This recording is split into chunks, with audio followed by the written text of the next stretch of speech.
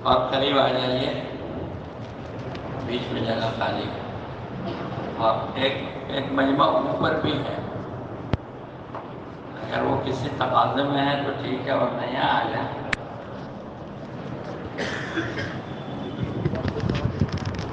اوپر میں بھی ایک مجمع ہے بھائی، ان کو ذرا متوجہ کر دیجیے، یہاں آ جائیں۔ ماشاء اللہ، ابھی جگہ تو ادھر بھی خالی ہے۔ بسم اللہ الرحمن الرحیم، نحمدہ ونصلی علی رسولہ الکریم، اما بعد۔ میرے محترم بزرگوں، بھائیوں اور دوستوں، جب سے یہ زمین بنی ہے اور انسان اس میں آباد ہوا ہے، اور ایک مدت کے بعد یہ زمین ختم ہوگی، اس بیچ کا جو زمانہ ہے یہ چیلنجز سے بھرا ہوا ہے۔ یہ سوچنا صحیح نہیں ہے کہ پہلے اتنے چیلنجز نہیں تھے، اب اتنے ہیں، آئندہ اتنے نہیں ہوں گے، یا میرے ہی ساتھ اتنے چیلنجز ہیں، اوروں کے ساتھ نہیں ہیں۔ یہ بات نہیں ہے۔ صحیح بات یہ ہے کہ یہ دنیا چیلنجز سے بھری ہوئی ہے اور قیامت تک بھری ہوئی رہے گی۔ اس کی وجہ کیا ہے کہ یہ امتحان گاہ ہے، ایگزامینیشن ہال ہے پوری دنیا۔ جب سے انسان آباد ہے اور جب دنیا ختم ہوگی تو یہ امتحان گاہ ہے، اور آپ سب بہت سارے امتحانات پاس کر کے آئے ہیں یہاں۔ بچپن سے آپ دیکھیے، کے جی، نرسری، کے جی 1 2، اور وہاں سے پڑھتے پڑھتے آپ نے کتنے امتحانات فیس کیے ہیں، آپ خود دیکھیے۔ اور ابھی بھی امتحان ختم نہیں ہوا، چل ہی رہا ہے۔ آپ جن کمپنیز میں ہیں، وہ جس آرگنائزیشن میں ہیں، وہ لوگ بھی آپ کو کہتے رہتے ہیں اپنے کو اپڈیٹ کرو، اپنے کو اپڈیٹ کرو۔ یعنی چیلنجز ہیں، ابھی بھی ہیں، اور موت تک رہیں گے۔ موت پر یہ چیلنجز ختم ہوں گے۔ موت کے وقت ایک بہت بڑا چیلنج ہے، سب سے بڑا، کہ اس سے بڑا کوئی چیلنج نہ ہوا ہے نہ ہوگا۔ موت کے وقت جو چیلنج ہے سب سے بڑا، وہ ہے ایمان پر خاتمہ کا ہونا۔ یہ بہت بڑا چیلنج ہے، ایمان پر خاتمہ کا ہونا۔ اس لیے کہ شیطان اس وقت ایڑی چوٹی کا زور لگائے گا کہ یہ کلمے کے بغیر چلے۔ ہم آپ نہیں، ہم تو کسی درجے کے ہم لوگ نہیں ہیں، اللہ کی رحمت سے ہی ہمارا بیڑا پار ہوگا۔ بڑے بڑے علماء اور بڑے بڑے اہل اللہ اور بڑے بڑے ائمہ مجتہدین جو ایک روزگار لوگ تھے، وہ بھی موت کے وقت ان چیلنجز میں پھنسے ہیں۔ ہمارا کل موت کا فرشتہ آیا ہوا ہے، اور شیطان اس کو بھی کہہ رہا ہے احمد تو میرے ہاتھ سے چھوٹ گیا، تو میرے ہاتھ سے نکل گیا، اور وہ کہہ رہے ہیں ابھی نہیں، ابھی نہیں، ابھی نہیں۔ تو یہ سب سے بڑا چیلنج ہے، اس سے بڑا کوئی چیلنج نہیں ہے۔ لیکن اس میں آسانی کیا ہے؟ کہ آسانی یہ ہے کہ لکھا ہے کتابوں میں کہ کوئی تیر چلانے والا بہت اونچی جگہ سے تیر چلا رہا ہو اور نیچے مجمع ہو اور بہت اونچائی پر ہے، تو کیسے بچیں گے؟ کہ تیر چلانے والے کے پاس چلے جاؤ، ہے نہیں؟ وہ اونچائی پر ہے اور بلندی سے تیر پھینک رہا ہے، نیچے لوگ ہیں تو ہر آدمی زخمی ہوگا، کوئی بچے گا نہیں۔ بچنے کا کیا راستہ ہے کہ تیر چلانے والے کے پاس چلے جاؤ۔ تو ہر لمحے میں لاکھوں کروڑوں تیر چیلنجز کے اللہ کی طرف سے پھینکے جا رہے ہیں امتحان کے لیے. ہمیں دکھائی دیتا ہے کہ دنیا والے لا رہے ہیں، لیکن وہ اللہ کی طرف سے آ رہا ہے. تو اس کا حل کہاں ہے؟ کہ اس کا حل اللہ کے پاس ہے. اللہ کہتے ہیں مجھ سے قریب ہو جاؤ، سارے چیلنجز ختم ہو جائیں گے، ساری دشواریاں، ساری پریشانیاں، جتنے امتحانات ہیں ختم ہو جائیں گے. مجھ سے قریب ہو جاؤ. یہ آسان حل ہے اللہ سے قریب ہونا. اللہ سے دور ہو کر مسائل پڑھیں گے کم نہیں ہوں گے. اس لیے کہ ہر مسئلے کو حل کرنا وہ بھی ایک مسئلہ ہے. ہر مسئلے کو حل کرنا وہ بھی ایک مسئلہ ہے. کسی نے کہا درد سر کے واسطے سندل لگانا چاہیے. درد سر کے واسطے سندل لگانا چاہیے. تو توڑنا، کاٹنا، گھسنا، لگانا یہ بھی تو ایک درد سر ہے. یہ بھی تو ایک درد سر ہے. تو جتنے اپائے ہم ڈھونڈیں گے وہ اپائے بھی ایک سر درد ہے، وہ اپائے بھی ایک چیلنج ہے. ہاں. حال کو حال سے بدلنا یہ دنیا کی ریت ہے. جب سے دنیا میں انسان ہے، ایک پرابلم آیا، اس کو سولوشن کے لیے ریسرچز. وہ ریسرچز بھی تو ایک پرابلم ہے. اس کا ریسرچ سے سولوشن مل گیا، دوسرا پرابلم کھڑا ہو گیا. کہتے ہیں نا کہ انگریزی دوائیں کھاتے ہیں، ایک بیماری کے لیے کھاتے ہیں، سائیڈ ایفیکٹ سے دوسری بیماری ہو جاتی ہے. تو ہوا کیا پھر؟ تو ایک بیماری کے لیے دوا کھائی اور سائیڈ ایفیکٹ سے دوسری بیماری ہو گئی. تو مسائل کا حل کہاں ڈھونڈنا چاہیے؟ کہاں ہے کہ حال کو حال سے مت بدلو، حال کو اعمال سے بدلو. اب اس کا سائیڈ ایفیکٹ نہیں ہے، اس کا سائیڈ ایفیکٹ نہیں ہے. حال کو حال سے مت بدلو، حال کو اعمال سے بدلو، تو اس کا سائیڈ ایفیکٹ نہیں ہوگا. اور حال کسے کہتے ہیں؟ کیا ڈیفینیشن ہے حال کا؟ کیسے ڈیفائن کریں گے اس کو؟ حال کو، حال یعنی پریزنٹ کیسے ڈیفائن کریں؟ جو آ کے چلا جائے وہ حال ہے. جو آ کے چلا جائے وہ حال ہے. اس کو دوام نہیں ہے، وہ رہے گا نہیں. وہ آیا ہے جانے کے لیے، وہ آیا ہے جانے کے لیے. تو حال کو دوام نہیں، وہ چلا جاتا ہے، وہ رہے گا نہیں. تو یہ چیلنجز بدلتے رہیں گے ہر دور میں امتحان کے لیے. انسانوں کا امتحان ہو رہا ہے دنیا میں. آسان طریقہ کیا ہے کہ اس کو اعمال سے بدل دو. اعمال سے بدل دو. تمام انبیاء علیہ السلام نے یہی کہا، یہی بات کہی.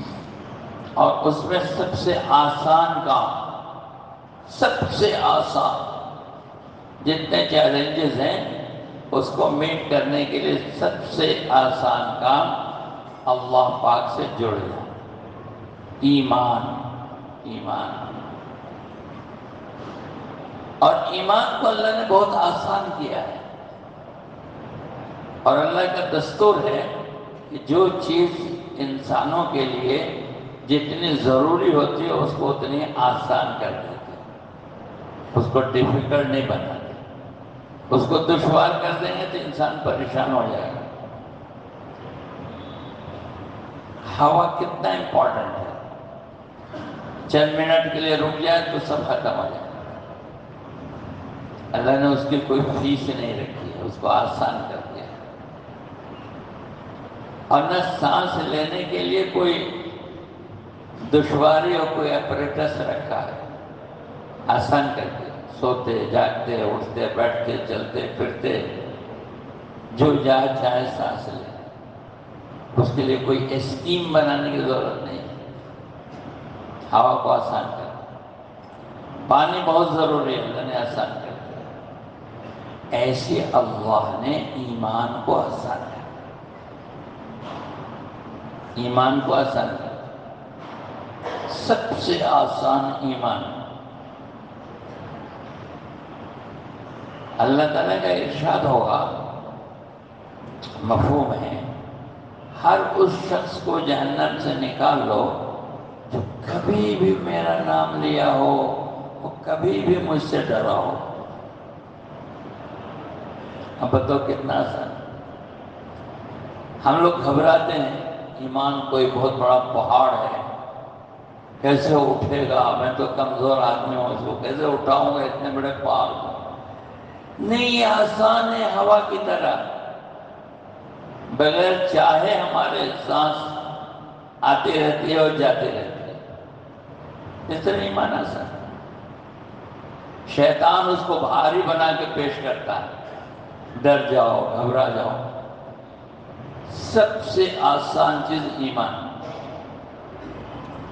نہ اس میں کوئی شرائط نہیں ہے ایمان میں۔ اللہ پر ایمان لانے میں کیا شرائط ہے؟ کوئی شرائط نہیں۔ تو ہر اس شخص کو جہنم سے نکال لو جو کبھی بھی میرا نام لیا ہو اور کبھی بھی مجھ سے ڈرا ہو۔ کتنا آسان ہو۔ اور جب سارے جنتی جنت میں چلے جائیں گے اور سارے جہنمی جہنم میں چلے جائیں گے تو اللہ تعالیٰ پوچھیں گے فرشتوں سے، انبیاء علیہ السلام سے کہ تمہارے جانکاری میں کوئی ایسا آدمی جہنم میں ہے جس کے پاس ایمان ہو اور جہنم میں رہ گیا ہو؟ تو فرشتے بھی کہیں گے کہ نہیں، ہماری جانکاری میں کوئی ایسا آدمی جہنم میں نہیں ہے جس کے پاس ایمان ہو۔ پھر انبیاء علیہ السلام بھی انکار کریں گے کہ ہماری جانکاری میں بھی کوئی ایسا آدمی جہنم میں نہیں ہے جس کے پاس ایمان ہو۔ اللہ تعالیٰ کا ارشاد ہوگا، اب ہم ایسے لوگوں کو جہنم سے نکالیں گے جس کا ایمان نہ کوئی نبی جانتا ہے نہ فرشتہ، صرف میں جانتا ہوں۔ اچھا آپ بتاؤ وہ ایمان کتنا نیگلیجبل ہوگا؟ سائنس کے ٹرم میں آپ دیکھو، آپ سائنس والے ہو، کہ وہ ایمان کتنا نیگلیجبل ہوگا جس کو فرشتے بھی نہیں جانتے اور انبیاء بھی نہیں جانتے۔ کیا زور سے پکار کے وہ کہتا ہوگا اللہ اللہ اللہ اللہ، ایسا بولتا ہوگا کیا بھائی؟ ایسا بولے گا تو فرشتے نہیں جانیں گے، انبیاء نہیں جانیں گے۔ وہ اللہ اللہ بولتا ہوگا، وہ اللہ کیا جانے؟ کس نام سے وہ یاد کرتا ہوگا، اس نام کو کون جانتا ہے سوائے اللہ کے؟ کیا کہتا ہوگا وہ؟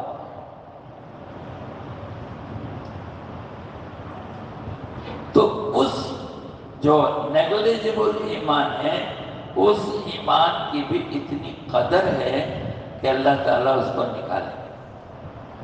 اور کتابوں میں لکھا ہے کہ اپنے لب سے 3 لب نکالیں۔ تشبیہ دی گئی ہے، اللہ کا کوئی ہاتھ نہیں ہوتا، لب اس کو کہتے ہیں۔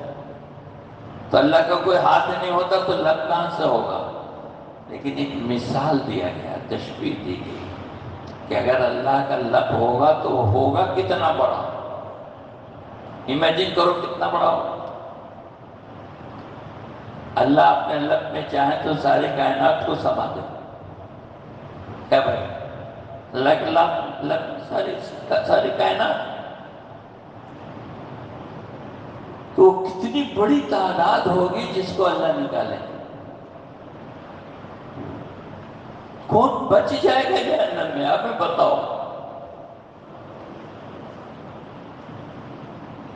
ضدی اور ہٹ دھرم کے علاوہ کوئی نہیں بچے گا. جہنم میں کون بچے گا؟ عرض کرو کون بچے گا؟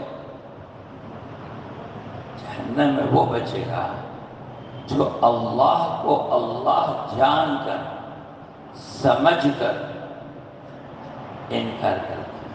مجھے معلوم ہے کہ آپ اللہ ہیں لیکن میں نہیں مانتا ہوں. ایسا کون ہے؟ ابلیس. اچھا وہ اللہ کو جانتا ہے کہ نہیں جانتا ہے؟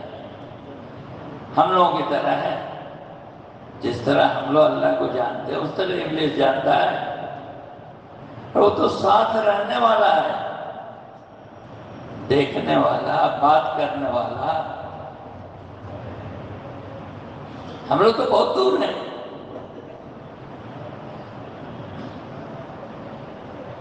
وہ تو اللہ کو اللہ جانتا ہے، مانتا ہے، مانتا بھی تھا آپ ہی اللہ ہے،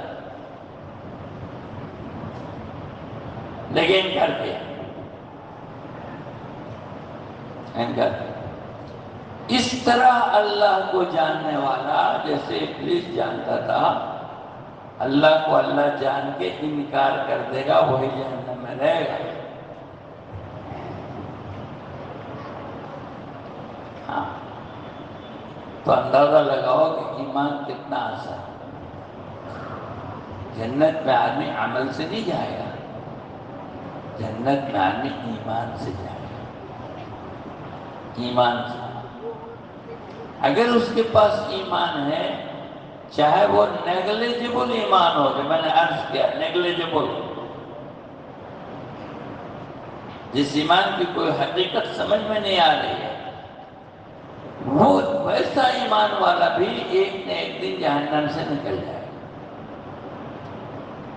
ایک نہیں.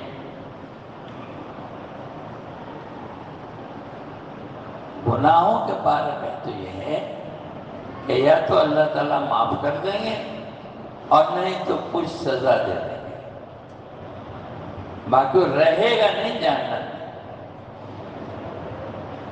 اس کا رائی کے دانے کے برابر کا ایمان بھی ایک دن اس کو جنت میں لے جائے گا. یہ کتنی بڑی خوشخبری ہے ہم جیسے لوگوں کے لیے. ہم جیسے لوگوں کے لیے.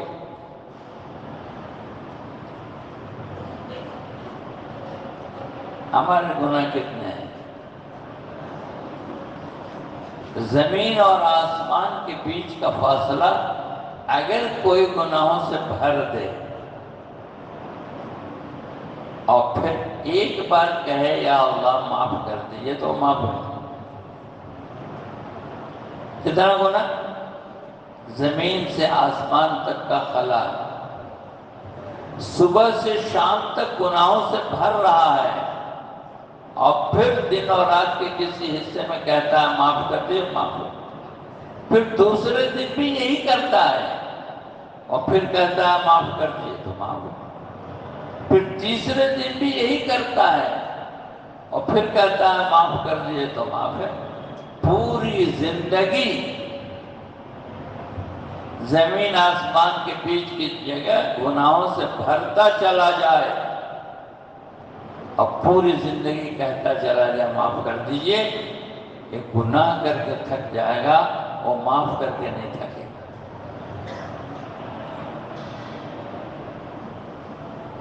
یہ بشارتیں کیوں سنائی گئی؟ ایمان میں یہ آسانیاں کیوں بتائی گئی؟ کہ اللہ کے بندوں کو ہمت ہو جائے اللہ سے قریب ہونے کی. ڈرو مت اللہ سے، گھبراؤ مت اللہ سے، ہم کو سزا دے گا، ہم کو سزا دے گا. ایسا نہیں ہے. ایک تو ڈرنا تقوی کا معنی ڈرانا ہے کہ گناہوں سے کہ گناہ نہ ہو، اور ڈرنا الگ ہے۔ اتقوا اللہ، اللہ سے ڈرو، اور ڈرنا الگ ہے۔ اور یہ ڈرنا میں الگ کہہ رہا ہوں، نہ وہاں اللہ کے پاس جائیں گے تو بہت بڑا ہے، نہیں، وہ بڑا شفیق ہے، بڑا مہربان ہے، ہاں، بڑا نرم ہے، نرم، ریشم سے بھی کروڑوں گنا زیادہ نرم ہے۔ ہاں، اللہ لطیف بعبادہ، اللہ اپنے بندوں کے لیے نرم ہے۔ اللہ نے کہا ہے میرے وہ بندے جنہوں نے اپنے نفسوں کو ظلم کیا، یعنی جن سے گناہ ہوا،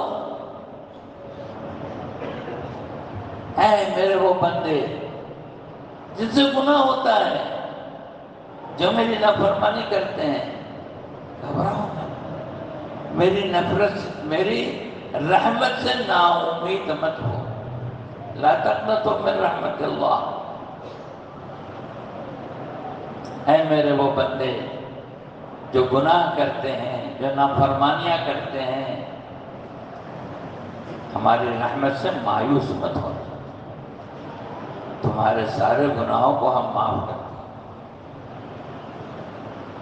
ایک آدمی آیا رسول اللہ صلی اللہ علیہ وسلم کے پاس، کہنے لگا میرے سارے گناہ معاف ہو جائیں؟ ہاں، سارے گناہ معاف ہو جائیں، ایمان لے آؤ، ایمان سارے گناہوں کو ختم کر دے۔ اس نے کہا میرا گناہ بہت بڑا ہے۔ کہ کتنا بڑا ہے؟ بہت بڑا ہے، کہ آسمان پہ رکھ دو تو آسمان ٹوٹ جائے، مثال ہے، ہاں وہ بھی معاف ہو جائے، سمندروں سے پڑا، پہاڑوں سے پڑا، بہت بڑا۔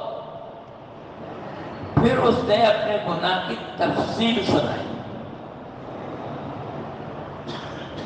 کہ میں سفر میں تھا، میرے گھر میں ولادت ہوئی، میں جب گھر سے سفر سے آیا تو میری بیوی نے کہا کہ بچی پیدا ہوئی تھی، ہم نے اس کو دفن کر دیا۔ بات ختم ہو گئی، میں بھی بھول گیا۔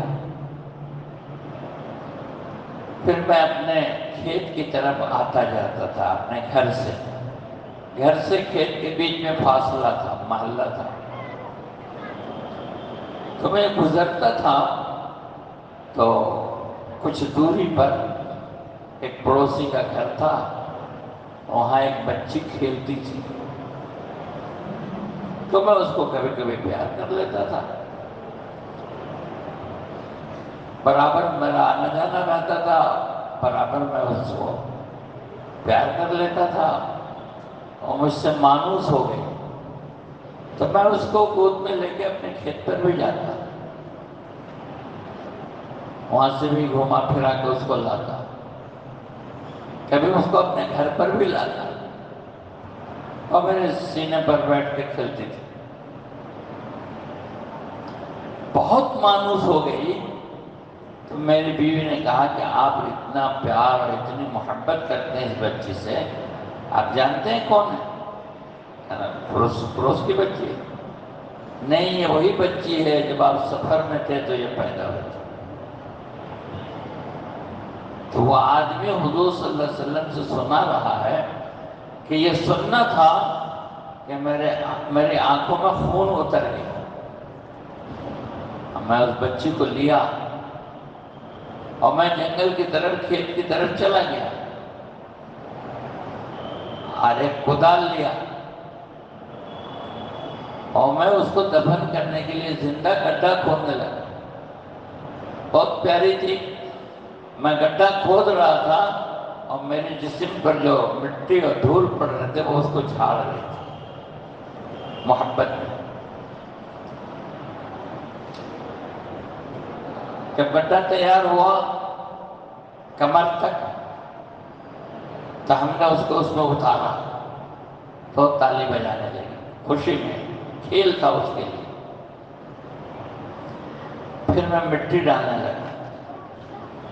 جب مٹی کمر تک آئی تو اس کو خوف ہوا، وہ چلائی، تو میں نے کدال سے اس کے سر پہ مارا، وہ مر گئی۔ میں دفن کر کے چلا آیا۔ وہ آدمی کہہ رہا حضور صلی اللہ علیہ وسلم سے، کیا یہ گناہ بھی معاف ہوگا؟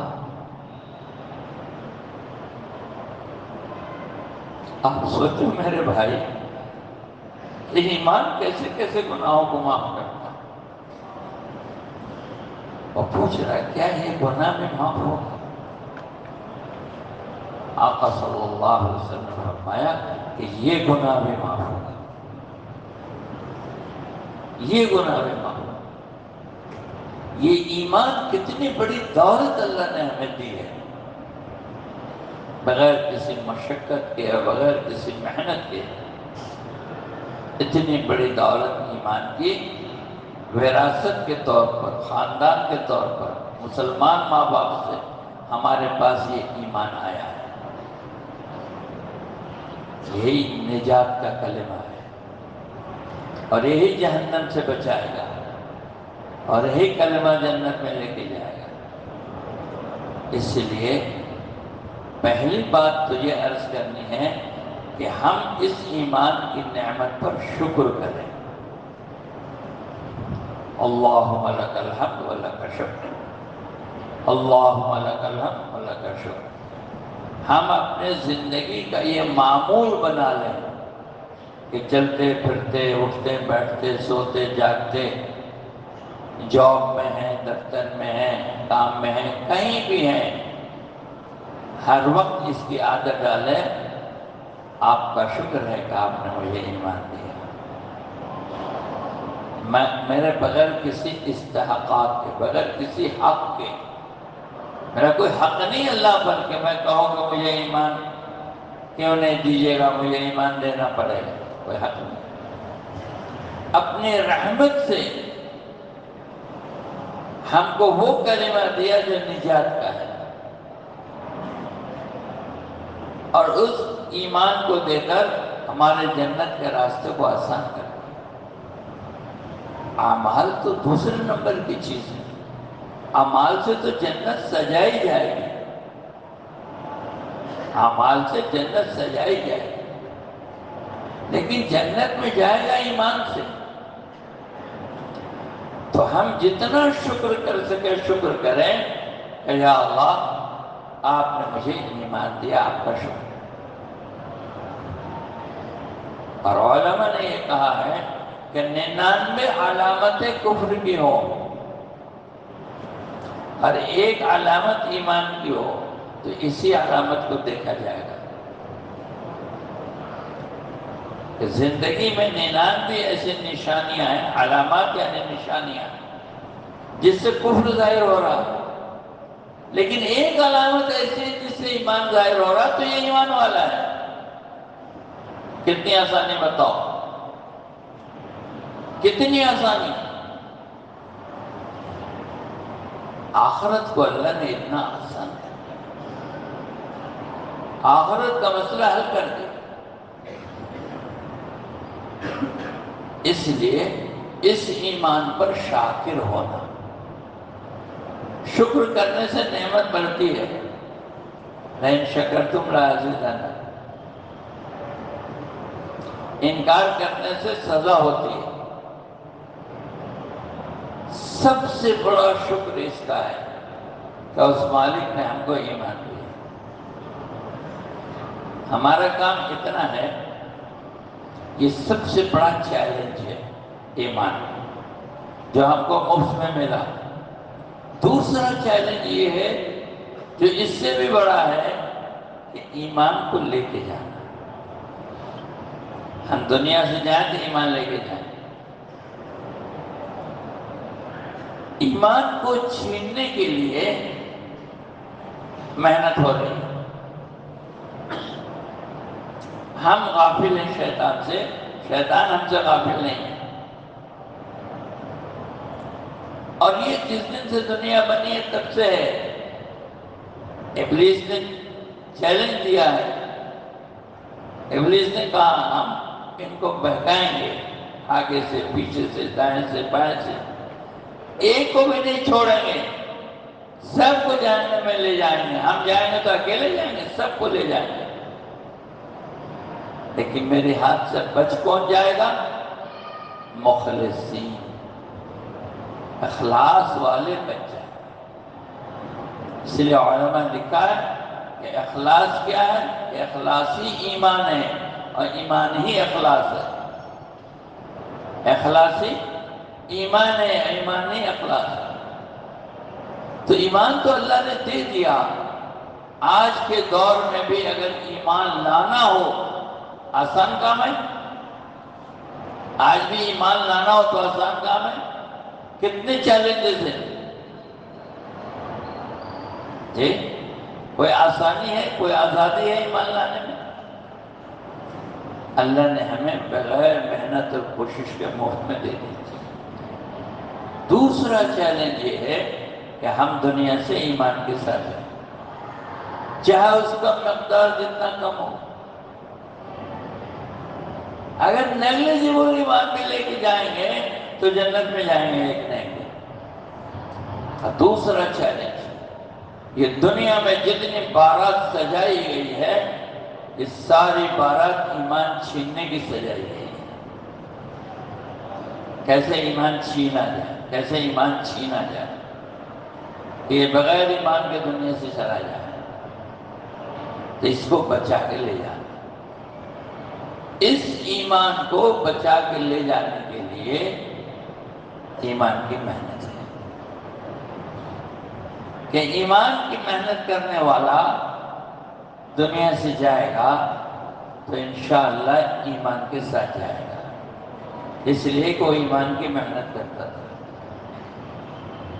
ایمان کی محنت۔ اور ایمان کی محنت میں ایک بات تو یہ اہم ہے، اللہ کی قدرت کا مذاکرہ، اللہ کی قدرت کا مذاکرہ۔ اس دنیا کو اللہ نے قدرت سے بنایا ہے اور سنت سے چلایا ہے۔ ایک کنفیوژن رہتا ہے، خاص طور سے کالج اسکول میں پڑھنے والوں کو کنفیوژن رہتا ہے۔ قدرت سے بنایا ہے، کن فیکون، ہو جا، ہو گیا، 6 دن میں اس کائنات کو بنا۔ لیکن چلایا کیسے ہے؟ خود سنت سے۔ اس کا کیا مطلب؟ لاز پر چلایا ہے، laws, chemical laws, physical laws, biological laws, laws ہے نا، لاز تو آپ سمجھتے ہیں تم سائنس والے۔ چلایا ہے لاز پر، بنایا ہے قدرت سے، چلایا ہے سنت سے۔ اس لیے قدرت ایمان لانے کے لیے ہے اور سنت چلنے کے لیے ہے۔ قدرت کائے کے لیے ہے؟ ایمان لانے کے لیے، اور سنت کائے کے لیے؟ چلنے کے لیے۔ اس کی ایک موٹی مثال جس سے بات سمجھ میں آ جائے گی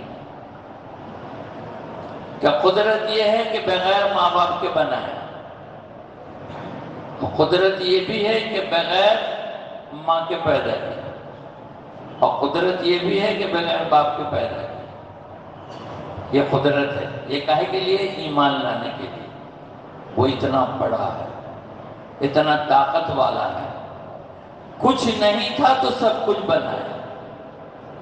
ہم کیسے بناتے ہیں؟ بنی ہوئی چیزوں سے بناتے ہیں۔ ہم کیسے بناتے ہیں؟ میٹیریل سے بناتے ہیں۔ آج دنیا میں جو کچھ بن رہا ہے وہ چیز سے چیز بن رہا ہے یا بغیر چیز کے چیز بن رہا ہے؟ ارے آپ سائنس والے ہو، اس لیے پوچھ رہا ہوں آپ سے، آپ بھی کچھ بناتے ہو، سافٹ ویئر، چیز سے یا بغیر چیز کے؟ کمپیوٹر یوز کرتے ہو جی، اور چپس یوز کرتے ہو، اللہ کی دی ہوئی آنکھ یوز کرتے ہو، کان یوز کرتے ہو، ہاتھ یوز کرتے ہو، دماغ یوز کرتے ہو، آپ کیسے بناتے ہو؟ چیز سے چیز بناتے ہو۔ تو چیزوں سے چیز بنانے والا یہ تو مخلوق کا کام ہے، اور بغیر چیز کے چیز بنانے والا خالق ہے۔ آپ کریٹر نہیں ہو، وہ کریٹر ہے۔ کریٹر نہیں آپ، جو چیز سے چیز بنائے وہ کریٹر نہیں ہے۔ کریٹر تو وہ ہے جو بغیر چیز کے چیز بناتا ہے۔ اس نے کائنات اس وقت بنائی جب کائنات تھی نہیں۔ یہ کہے کے لیے ہے؟ ایمان لانے کے لیے۔ اللہ کی بڑائی، اللہ کی قدرت، اللہ کی طاقت، اس کا مذاکرہ کرنا، اس سے ایمان بنے گا۔ اور چلنے کے لیے تو لاز ہیں۔ کہ لاز کیا ہیں؟ کہ اب جو بھی بچہ ہم دیں گے وہ ماں باپ کے ذریعے دیں گے۔ یہ لاز ہو گیا۔ بچہ چاہیے تو ماں باپ لاز کے ذریعے دیں۔ تو ایک بار کریٹ کر دیا اپنے قدرت سے، اب اس کو لاز پہ ڈال دیا۔ یہ گلیکسیز جو ہیں ان کے لاز ہیں یا ایسے ہی ہیں؟ کیا بھائی؟ ان کے لاز ہیں، اسپیس کے لاز ہیں۔ یہ جتنے ستارے سیارے ہیں سب کے لاز ہیں،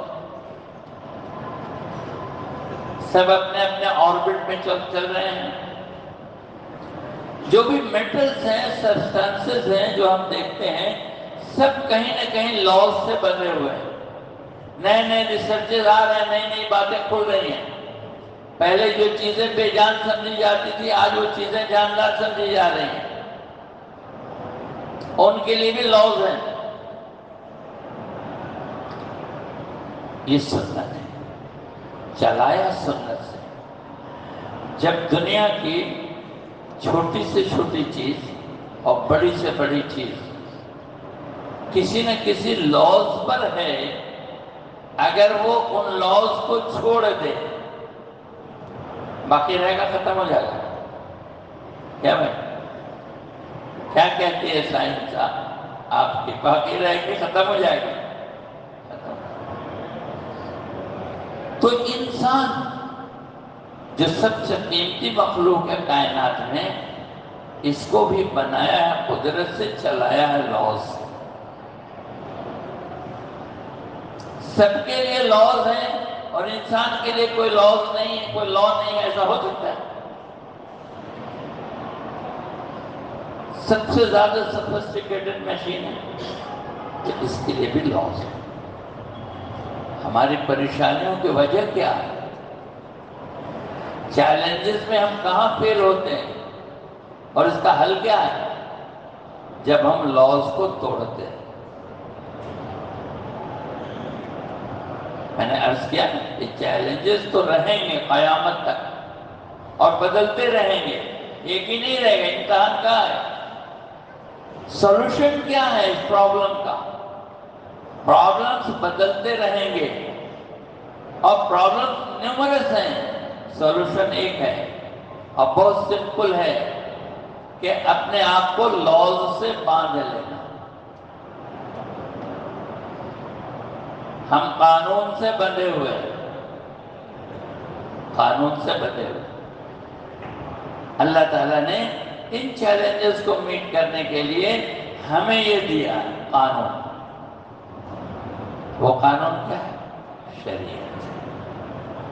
شریعت، قرآن و سنت، شریعت۔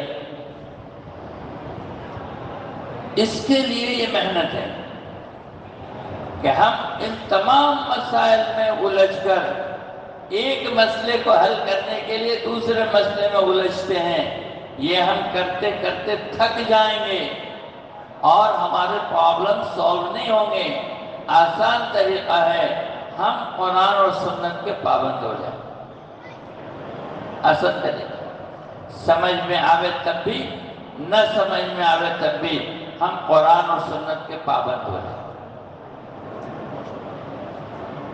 وہ ان مسائل کے حل کرنے کے لیے اللہ نے ہمیں دیا ہے۔ جس طرح اللہ نے کائنات کو بنایا ایسے اللہ نے یہ دیا. اور کیوں دیا؟ کیا وجہ ہے دینے کی؟ نہ دیتے اس لیے دیا ہے تاکہ اچھے اور برے کام کرنے والوں کو بدلہ دے، دنیا میں بھی اور آخرت میں بدلہ دے.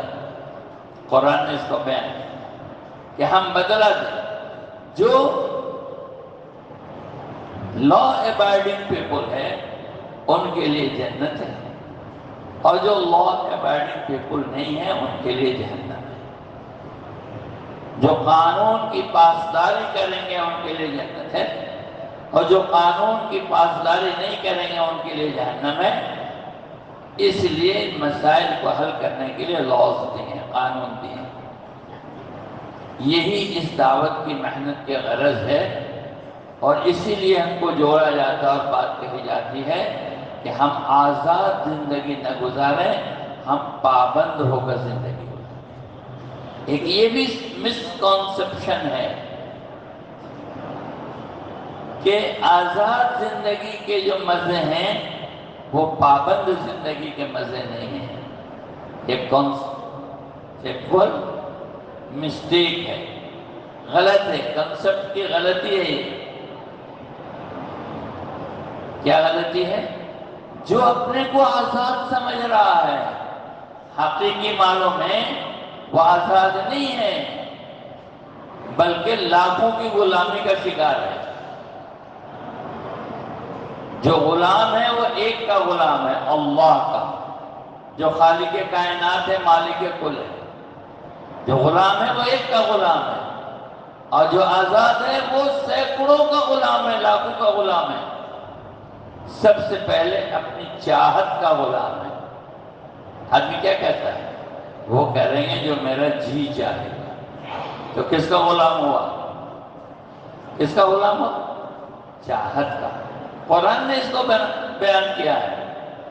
ارے دیکھو اس کو، یہ کہتا ہے وہ کریں گے جو جی چاہتا ہے، یہ تو اپنے جی کا غلام ہے. اس کا معبود میں نہیں ہوں، میں اس کا اللہ نہیں ہوں. معبود اس کا میں نہیں ہوں، اس کا معبود تو اس کا جی ہے. یہ میرا غلام نہیں، اپنے جی کا غلام ہے. ہم سب بیٹھے ہوئے ہیں، آپ بتاؤ کروڑوں کا طبقہ ایسا نہیں ہے جو جی کا غلام ہو. ارے بھائی ہم کو مت ڈسٹرب کرو، ہم کو جو من میں آئے گا کریں گے، ہم کو آزاد چھوڑ دو، جو من میں آئے گا کریں گے. جو من میں آئے گا کریں گے کیا ہے جملہ یہ؟ یعنی میں اپنے من کی اطاعت کروں گا، من کی فرما برداری کروں گا. میرا من ہی میرا خدا ہے، میرا من ہی میرا معبود ہے. تو جو آزاد کہہ رہا ہے اپنے کو وہ من کا غلام ہے. اور صرف من ہی کا غلام نہیں ہے، اب آگے بڑھیے تو کائنات کے مختلف شکلوں کا غلام ہے. کائنات کی مختلف شکلوں کا غلام ہو گیا. جس کی اطاعت اور فرما برداری پر مجبور ہے اس کا غلام ہے. کہ ایک سجدہ جسے تو گراں سمجھتا ہے، 1000 سجدوں سے آدمی کو دیتا ہے نجات. ایک کی غلامی ہم کو غیرہ ہے اور لاکھوں کی غلامی پر ہم مجبور ہیں. اس لیے میرے بھائیوں، بزرگوں، دوستو، اس کام کے ذریعے سے یہ کہا جا رہا کہ ہم اپنا ایمان بنائیں، قدرت کا مذاکرہ کر کے ایمان بنائیں. قدرت کے مذاکرے سے ایمان بنتا ہے، اور اس کی بتائی ہوئی سنت، زندگی گزارنے کا طریقہ، شریعت کا اتباع کر کے اعمال بنائیں. ایمان بنے گا تو جنت ملے گی، اعمال بنیں گے تو جنت سجائی جائے گی. اور اس کے احسانات کے مذاکرے سے محبت آئے گی کہ آدمی اپنے محسن کا غلام ہوتا ہے، اپنے محسن کا غلام ہوتا ہے. ہمارا سب سے بڑا محسن ہمارا اللہ ہے، اس سے بڑا کوئی محسن نہیں. سب سے بڑا محسن اللہ ہے. اسی لیے اس کے احسانات کا مذاکرہ کرنا، تذکرہ کرنا، یہ دعوت ہے.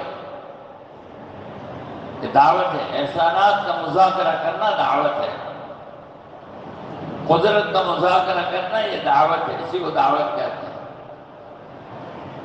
سر سے پیر تک، اندر سے باہر تک غور کریں گے تو اس کی نعمت ہی نعمت ملے گی، اور اس کی نعمتوں کو گننا چاہے تو گن نہیں سکتے، بے شمار اس کی نعمتیں ہیں جس کو روزانہ ہم استعمال کرتے ہیں۔ اس کا مذاکرہ کرنا، اس کی نعمتوں کا، اس کے احسانات کا، یا اللہ آپ کا یہ احسان، آپ کا یہ احسان، آپ کا یہ احسان، آپ کا، اس کے احسانات کا مذاکرہ کر کے اس کا شکر گزار بننا۔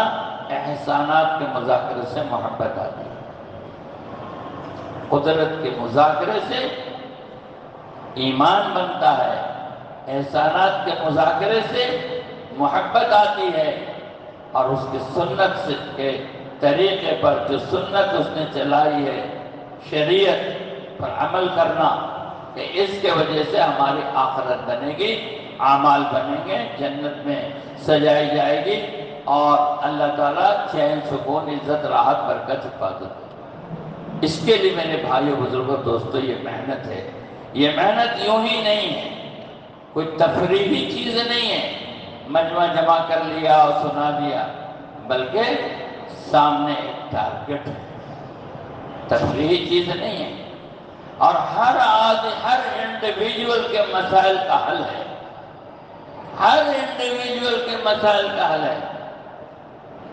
جو دین کی محنت سے جڑے، ایمان کی محنت کرے، اعمال کی محنت کرے، اپنے زندگی کو ایمان و اعمال سے سجائے، کہ ایمان کا محل دل ہے اور اعمال کا محل اعضاء و جوارح ہے۔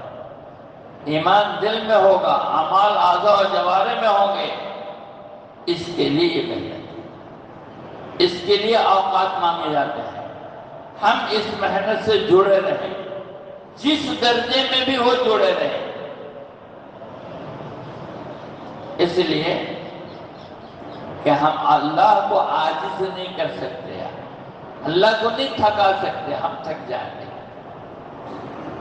نیکی دینے میں، کمالات پیدا کرنے میں، ہم کو ترقی دینے میں اللہ نہیں تھکیں گے، ہم تھک جائیں گے۔ اللہ کی محبت کو، اللہ کے پیار کو، اللہ کے داد و دہیش کو، اللہ کی رحمت کو، اس سے فائدہ اٹھاتے اٹھاتے زندگی ختم ہو جائے گی، اللہ نہیں تھکیں گے۔ اس لیے جتنا ہم سے ممکن ہو سکے اتنا وقت لگانا اپنی زندگی بنانے کے لیے۔ جو نصاب ہے، جو سلیبس ہے تبلیغ کا، دعوت کا، آپ جانتے ہیں کہ زندگی میں ایک بار پریکٹیکل لائف کو شروع کرنے سے پہلے آدمی ایک بار 4 مہینہ لگا دے، تاکہ اس کے دل میں یہ بات آ جائے کہ ہم کو اللہ کی فرما برداری کرنی ہے، اللہ کا فرما بردار بن کر زندگی گزارنا ہے۔ دل اس کو لے لے، اللہ کا نافرمان بن کر زندگی نہیں گزارنا ہے۔ نافرمان بن کے زندگی گزاریں گے، دنیا کی زندگی بھی برباد ہوگی، آخرت کی زندگی بھی برباد ہوگی۔ اللہ کا فرما بردار بن کر زندگی گزارنا ہے، اور نبی پاک صلی اللہ علیہ وسلم کے سنتوں کا پابند بن کر زندگی گزارنا ہے۔ اس کے لیے ایک بار چاہیے۔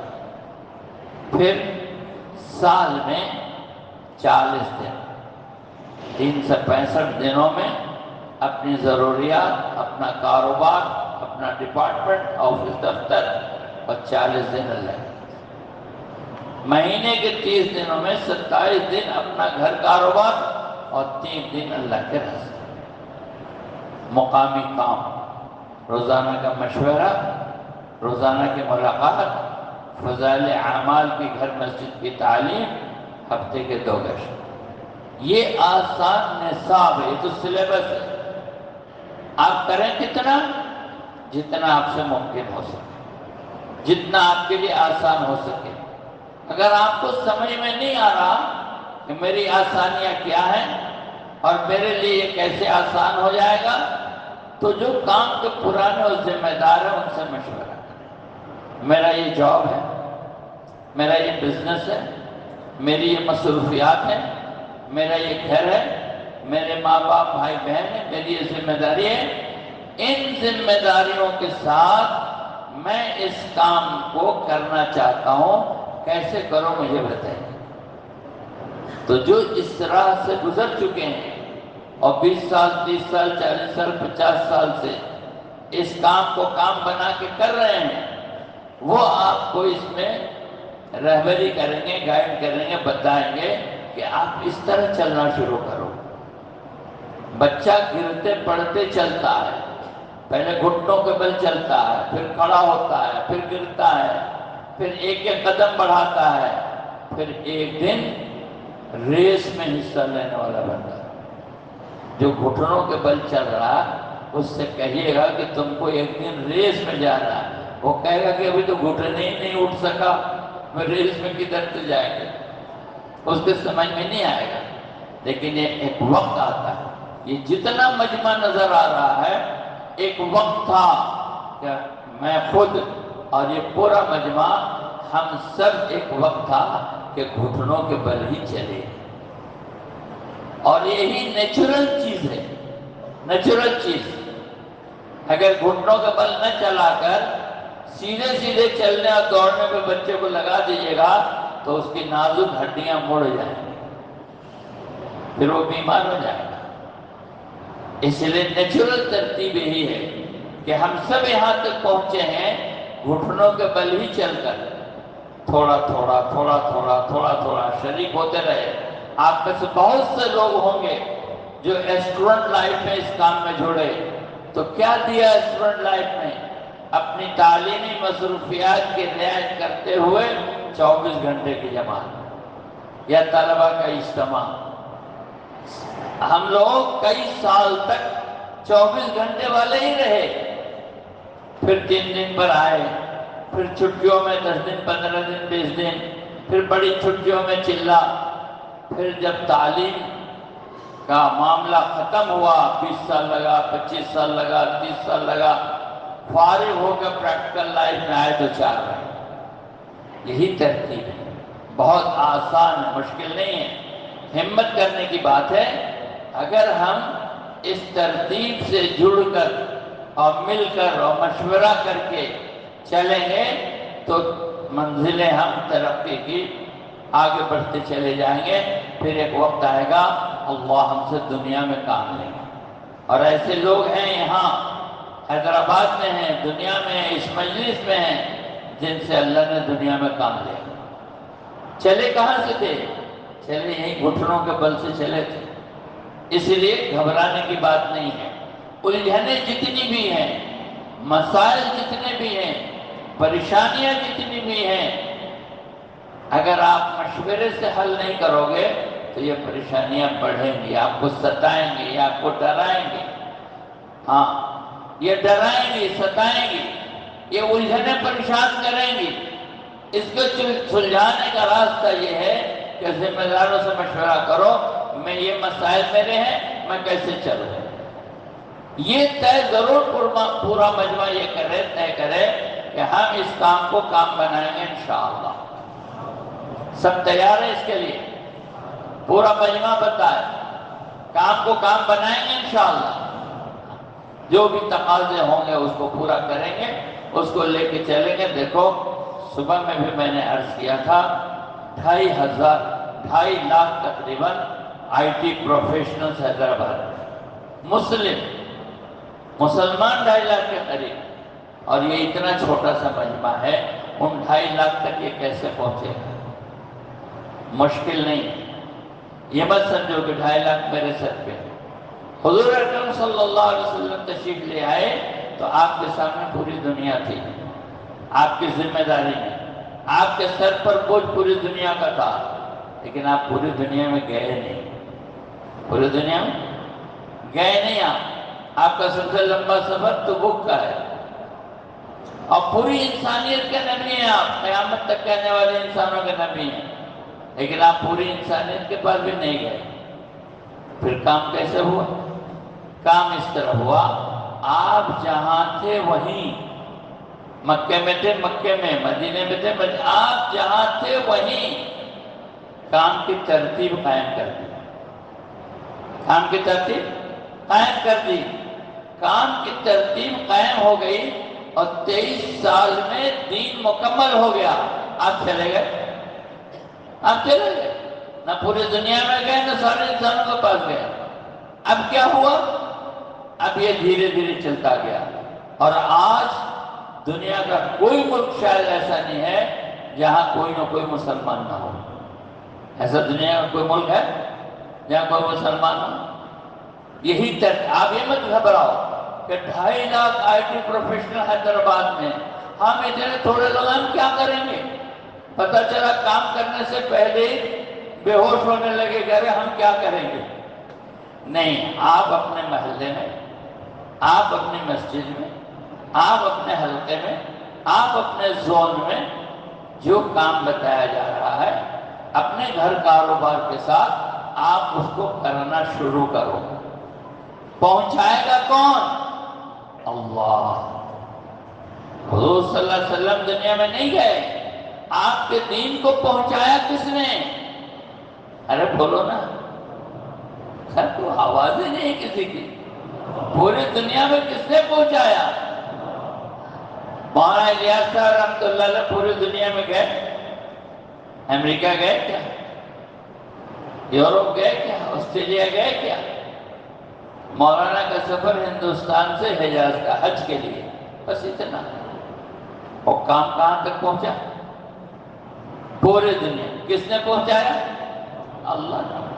تو آپ وہ کرو جو آپ کے بس میں ہے، اپنے محلے کا کام، اپنے حلقے کا کام، اپنے زون کا کام۔ آپ فکر مت کرو، جب نبی سب تک نہیں پہنچ سکے تو ہم کہاں پہنچ سکیں گے؟ اللہ اس بات کو بتاتے ہیں تم ذریعے کے طور پر استعمال ہو جاؤ، پہنچانے والا تو میں ہوں۔ 2.5 لاکھ آئی ٹی والوں کے نزدیک پہنچانے والے اللہ ہیں۔ ہم سے اتنا مطالبہ ہے ذریعے کے طور پر استعمال ہو جاؤ، اجر ملے گا پورے کا۔ حضور صلی اللہ علیہ وسلم کو اجر ملے گا پوری دنیا کا اور قیامت تک کا، لیکن کیا کتنا تھا؟ صرف حجاز میں، صرف حجاز میں، اور اجر پوری دنیا کا اور قیامت تک کا۔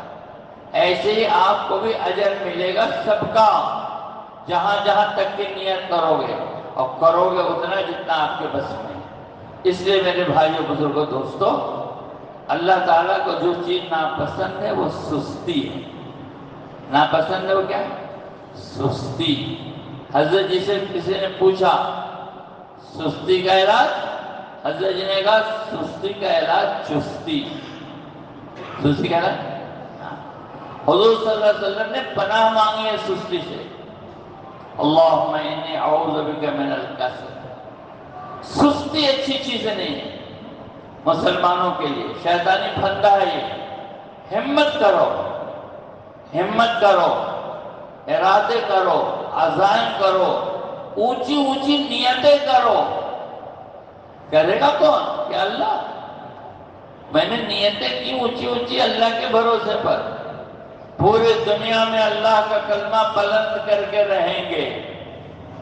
کہ کرے گا کون؟ کہ اللہ۔ پوری دنیا میں اللہ کا کلمہ بلند کر کے رہیں گے، اللہ کی بات پوری دنیا میں پہنچا کے رہیں گے۔ کہ کرے گا کون؟ کہ اللہ۔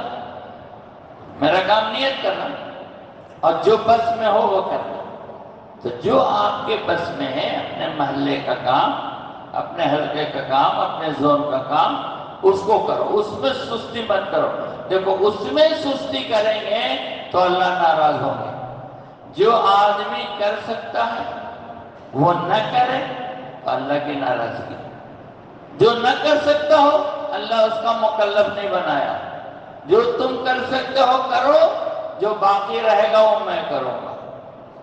جو تم کر سکتے ہو کرو، جو باقی رہے گا میں کروں گا۔ جو کر سکتے ہیں وہ نہیں کریں گے تو پکڑ۔ اسی لیے کہا کہ اللہ نے بندوں پر کوئی ایسی چیز فرض نہیں کی جو وہ کر نہ سکے۔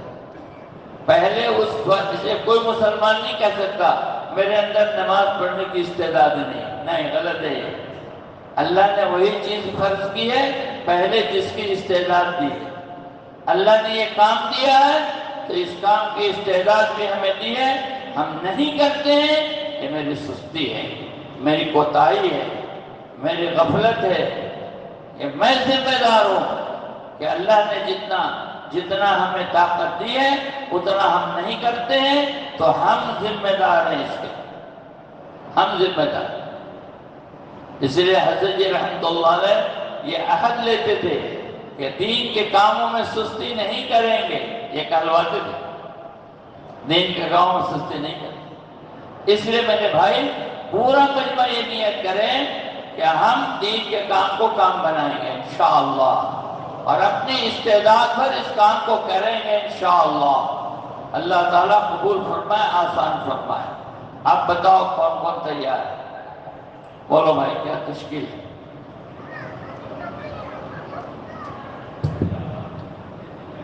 بیٹھے بھائی ماشاءاللہ، اپنے اپنے زون کے ساتھی تشکیل کے لیے ٹھہر جائے، 4 مہینوں کے ارادے کریں۔ ہر زون کے ذمہ دار ساتھیوں سے گزارش ہے اپنے اپنے زون کے علاقوں کے پاس ٹھہر جائے تشکیل کے لیے۔ پہلے بھی اعلان ہوا تھا، یہاں پہ بھی بیٹھے، بتائیے ہمت کر کے ارادے کریں، 4 مہینے کے ارادے کریں۔ اس مجمع میں ایسے بھی ساتھی ہیں ماشاءاللہ جس کے 4 مہینے لگے ہوئے ہیں اور بیرون کے ملکوں کے ویزے بھی ہیں، تو آپ بیرون کے بھی ارادے کر سکتے ہیں ماشاءاللہ۔ چلیے بھائی تشکیل کے لیے اور ساتھیوں کی ضرورت ہے، ٹھہرے ہوئے اپنے اپنے زون میں تشریف رکھے مجمع ماشاءاللہ، اسی بشاشت سے بیٹھے ہوئے ارادہ کرے ساتھی، بتلائے ہوئے ماشاءاللہ۔ یہاں کے ساتھی ٹھہرے، اور ساتھیوں کی ضرورت ہے، اور ساتھیوں کی ضرورت ہے، 2-3 ساتھی ٹھہرے۔ جہاں جہاں تشکیل کے ساتھی ٹھہرے ہوئے ہیں اپنے ناموں کا اظہار کریں۔ مینیجر سے HR سے پہلے سے بات ہوگی تو چھٹی کی ترتیب بن جاتی ہے۔ دراصل ہم سمجھاتے نہیں ہم آفس میں کہ چھٹی میں لے کر جماعت میں جانے سے فائدہ کیا ہوتا ہے، انسانیت کا کتنا فائدہ ہے، ہمارے ملک کا کتنا فائدہ ہے، گناہ کیسے، کرائم ریٹ کیسے کم ہوگا، میری خود پرسنالٹی ڈیولپمنٹ کیسے اس میں اضافہ ہوگا۔ اس لائن سے جب آپ اپنے HR سے اپنے مینیجر سے بات کریں گے تو وہ کہے گا کرنے آج ہی جاؤ۔ کئی آفیسز کی کارگزاریاں ہیں جو ہمارے نسبتی بھائی اس ملک کے بڑے بڑے پوزیشن میں رہنے والے ہمارے ساتھیوں کو انہوں نے بلایا، اور انہوں نے بلا کر یہ کہا ہے کہ ہم نے دیکھا ہے کہ جو آپ کا ساتھی اتنے دن کے لیے جو آپ جاتے ہو جماعت میں جا کر آتا ہے، اس کی لائف چینج ہو جاتی ہے، اس کا پرفارمنس بڑھ جاتا ہے، اس کی پرسنالٹی بدل جاتی ہے۔ ہمارے نظر میں ایسے بچے ہیں، ان کو آپ لے جائیے، وہ سجیسٹ کر رہے ہیں۔ یہ کارگزاریاں آ رہی ہیں دوستوں بزرگوں، ہمت اور ارادے کر کے بتلائیے ماشاءاللہ، بتلائیے ماشاءاللہ۔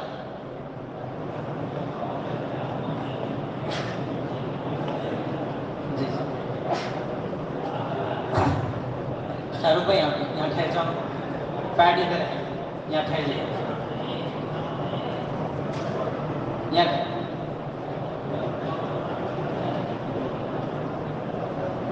بتلاؤ بھائی ماشاءاللہ، تشریف رکھیے بھائی، تھوڑا تشریف رکھیے بھائی، ابھی اجتماع ہمارا ختم نہیں ہوا۔ جو ساتھی اٹھ رہے ہیں ان سے گزارش کر کے پیار محبت سے ان کو بٹھا لے بھائی، تھوڑا منت سماجت کر کے ان کو بٹھا دے بھائی، وقفہ دیا جائے گا انشاءاللہ۔